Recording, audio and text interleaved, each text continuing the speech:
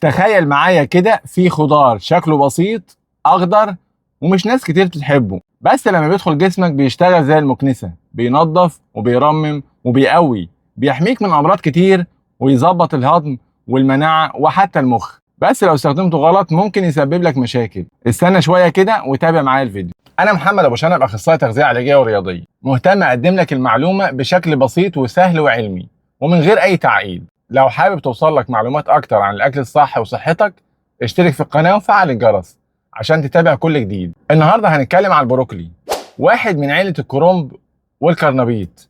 بيتسمى خضار صليبي، اصله من ايطاليا واتزرع لاول مره في البحر الابيض المتوسط، بس دلوقتي بقى موجود في كل الدنيا. واللي مخلي الناس مهتمه بيه مش بس طعمه، ده فوائده اللي مش طبيعيه. تعال نتكلم عليها شويه. واحد، مضاد اكسده قوي غني بماده اسمها السلفرافين، ودي بتحارب الخلايا السرطانيه خصوصا سرطان القولون، البروستاتا والثدي. رقم 2، داعم قوي للمناعه، فيه فيتامين سي بنسب عاليه، بيدعم جهاز المناعه وبيخلي جسمك يقاوم الفيروسات اسرع. رقم 3، بيحسن صحة القلب، بيساعد على تقليل الكوليسترول وضغط الدم وبيحسن الدورة الدموية وبيقلل خطر الجلطات. رقم 4، بينظم الهضم ويمنع الإمساك، غني بالألياف اللي بتسهل حركة الأمعاء وبيساعد على نمو البكتيريا النافعة في القولون. رقم 5، بيقوي المخ والذاكرة، فيه فيتامين كي وحمض الفوليك، وده بيدعم خلايا المخ وبيساعد كمان على التركيز وتقوية الذاكرة. رقم 6، بيحافظ على النظر، في مواد بتحمي العين من الضمور البقعي. رقم 7، بيقوي العظام، غني بالكالسيوم وفيتامين كي اللي بيدعم كثافة العظام. رقم 8، بينظم سكر الدم، المواد اللي فيه بتقلل مقاومة الأنسولين وبتحافظ على سكر الدم ثابت.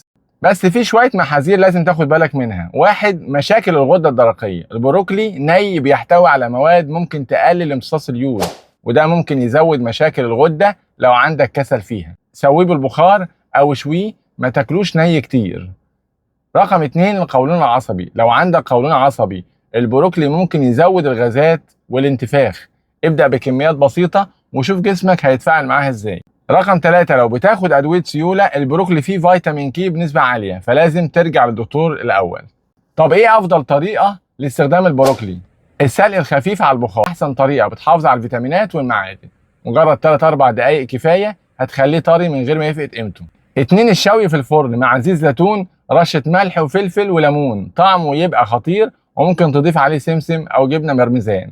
رقم 3، في السلطة أو مع البيض، بيتقطع صغير وبيتضاف على السلطة أو يتقلب مع البيض الصبح، وجبة كاملة وغنية.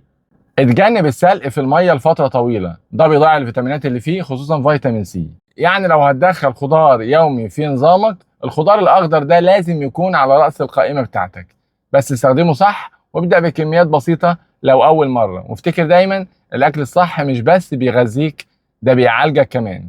لو عجبك الفيديو ما تنساش تعمل لايك وتسيب لي تعليق تقول لي فيه بتحب تاكل البروكلي ازاي. ولو مهتم بنظام غذائي متكامل، تابعني واشترك في القناة وشوف باقي الفيديوهات اللي هتفيدك. دمتم بصحة.